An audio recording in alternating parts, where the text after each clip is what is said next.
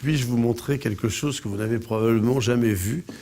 Cet objet est une pendule qui s'accroche, dont on regarde la partie horlogerie par le dessous. C'est donc une pendule cage. Sa grande particularité, c'est d'avoir un oiseau chanteur et surtout un oiseau sauteur. C'est une des 2 connues au monde à avoir un oiseau qui passe de branche en branche. C'est tout le génie des horlogers et des mécaniciens du XVIIIe siècle qui avaient inventé cet objet.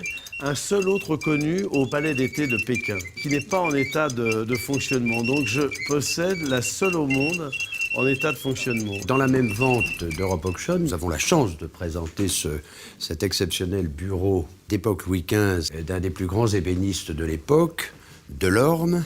Ce bureau Mazarin avec ce plateau tout à fait extraordinaire où on retrouve les personnages de la Commedia dell'arte et les grotesques tels que les petits singes qui jouent du violon, mais particulièrement rare, cet espace polylobé avec la représentation d'un des siamois.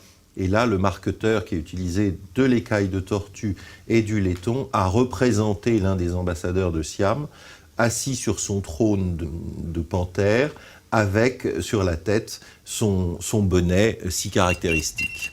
Et la commode est la commode de RVLC, un chef-d'œuvre de marqueterie, d'ébénisterie et de bronze, l'harmonie parfaite, l'élégance du XVIIIe.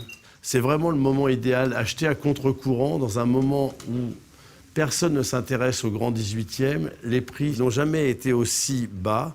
Celui qui comprendra que cette commode est un meuble très important, très rare, et qu'il n'y en a pas une tous les 10 ans comme ça sur le marché, pourra acquérir un chef-d'œuvre qui, de toute façon, est beaucoup plus rare qu'un Picasso.